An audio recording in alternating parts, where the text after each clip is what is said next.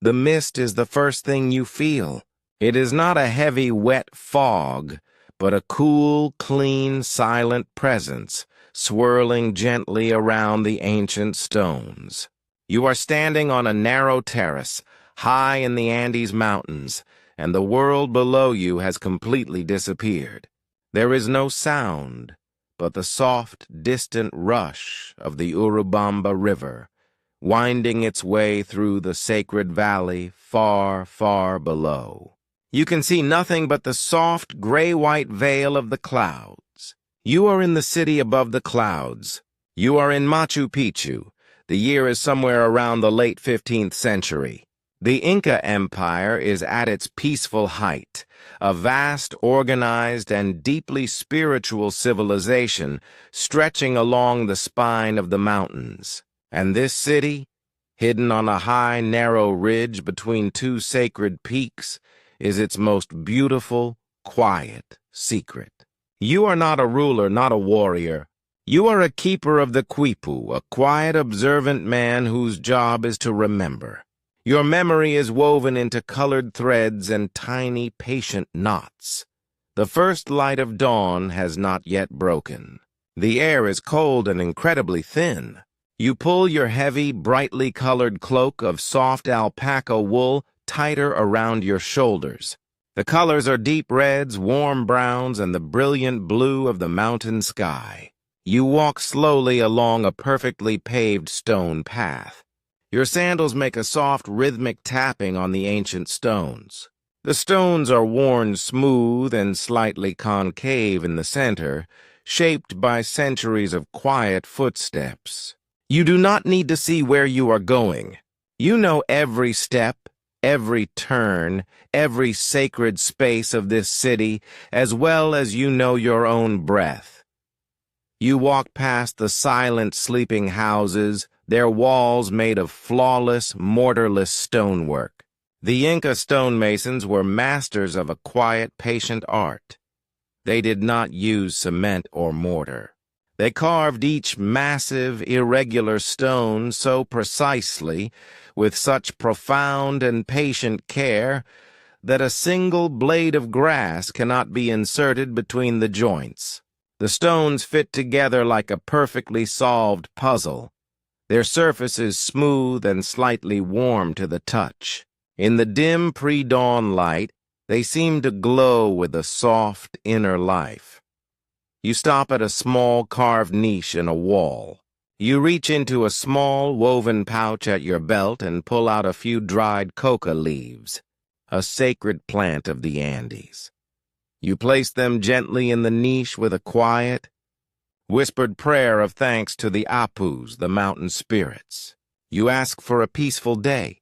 You ask for clarity of memory. The ritual is simple, private, and deeply calming. Now, a pale, soft, silver light begins to seep into the eastern sky. The mist is still thick below you, a silent white ocean stretching to the horizon. But above you, the sky is beginning to turn from indigo to a pale, clear cerulean blue. You walk to a small open plaza in the eastern part of the city, near the most sacred of all the buildings, the Temple of the Sun. You stand in the center of the plaza and you wait, your breath making a small, pale cloud in the cold air. This is a sacred moment. You can feel it in the deep, profound silence. And then it happens. The first, brilliant golden ray of the morning sun pierces the cold air over the shoulder of the sacred peak of Machu Picchu. It strikes the single most important window of the Temple of the Sun. The perfectly carved, trapezoidal stone window suddenly blazes with a pure, warm, golden light. The entire interior of the temple is illuminated. The polished stone walls glow. The sun has entered the temple. The sun god Inti has returned to his sacred house. A deep, quiet, soul-level feeling of peace settles over you. The day has been blessed. The world is in balance. As the sun rises higher, the thick blanket of mist begins to stir and shift. Slowly, gently, it starts to burn away, revealing the world below. The jagged, lush green peaks of the Andes emerge like islands from a silent white sea. The air becomes warmer. The colors of the city come alive, the brilliant green of the agricultural terraces, the soft gray of the granite temples, the deep, rich colors of your cloak. You walk along one of the wide, sweeping terraces, your hand resting on the sun-warmed, dry stone of a retaining wall. The stone is no longer cold. The sun's energy is stored within it. A sound makes you look up. A soft, gentle, rhythmic chewing. A pair of llamas are standing peacefully on the terrace above you. Their large, dark, gentle eyes look at you with a calm, untroubled gaze. Their ears twitch slightly. The soft, woolly fur on their necks is thick and warm. They are not beasts of heavy burden here, but respected companions. They turn and amble slowly away, their padded feet making no sound on the soft green grass. You continue your quiet walk through the city. You pass the Temple of the Three Windows, where you pause for a moment. You look out through one of the massive, perfectly carved trapezoidal frames. The view is not of the city, but of the sacred landscape beyond. The soaring peak of Machu Picchu, the deep green gorge of the Urubamba River, the vast, endless, hazy mountains stretching into the distance. You feel a deep, quiet, spiritual connection to the Pachamama, Mother Earth. This city is not just a place of human work. It is a sacred stone prayer to the cosmos. The sun is now high and the day is warm. You walk to a quiet, cool room off a main courtyard. Inside, sitting on a simple woven mat, is an elder. He is the master of the quipu. On the floor beside him are several quipus, some old and faded, some new. They consist of a long, primary horizontal cord from which hang dozens, sometimes hundreds, of smaller, knotted strings of different colors. The colors are bright and meaningful: yellow for gold, red for warriors, white for peace, purple for the Inca himself. The knots are a complex, beautiful language of number and memory. You sit down cross-legged on the mat. The elder hands you a quipu that you are learning to read.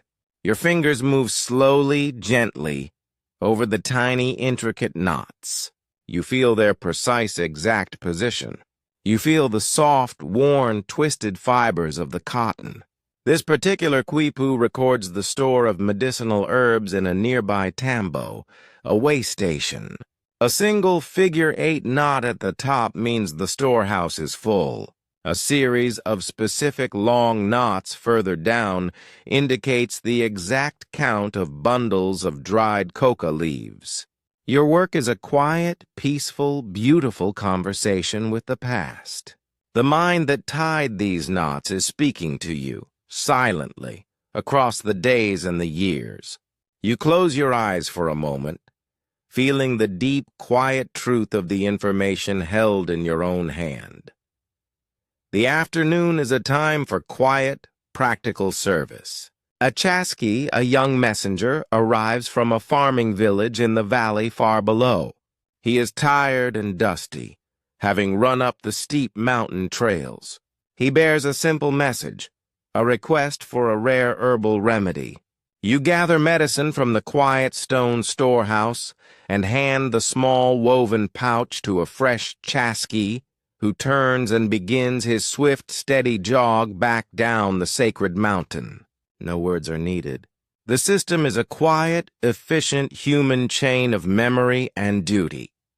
As the sun begins its slow, majestic descent towards the western peaks, you finish your work. The golden light of the afternoon softens, and the shadows of the temples and terraces grow long and graceful. You walk back up to the high, quiet terrace where you began your day. You sit on a stone ledge, your legs dangling over the edge, and you watch. The sky is performing its final breathtaking show. A fiery orange, a soft crimson, a deep royal purple.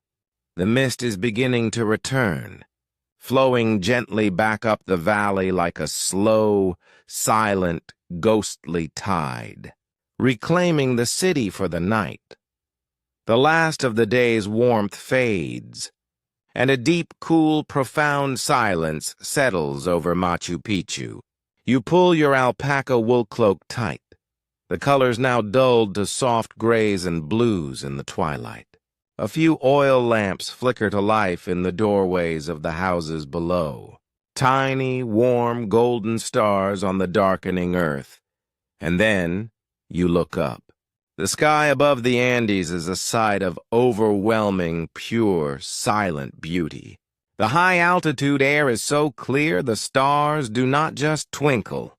They blaze with a fierce, steady, silver-blue brilliance. The great silent arch of the Milky Way is a river of pure diamond light. You look for the familiar dark shapes of the Inca constellations, drawn not just by the stars, but by the dark dust clouds between them. There, high above, is the great celestial llama, its dark, woolly neck stretching across the heavens. And there, the fox, a dark patch of cosmic dust. The night sky is a living, sacred storybook. You sit in this profound, ancient silence, breathing in the pure, cold air. A deep, unshakable sense of peace fills your heart. You are not just in a city. You are in a sanctuary, a place of perfect, silent harmony, carved by human hands into the very fabric of the sacred mountains. This is a lullaby of stone and starlight. The sky turns deeper and deeper. The stars blaze brighter, and you know with a quiet, absolute certainty that this is a moment of eternal peace. The mist has now completely reclaimed the city. The peaks of Machu Picchu and the terraces have vanished. The world is a silent, soft, white sea, cradled by a canopy of 1 billion silent stars. The air is cold and perfectly still. The quiet city sleeps. And you, a single soul wrapped in wool and memory, are held safe in the sacred, silent heart of the Andes. The day is done. The stars are watching. Sleep now, sleep.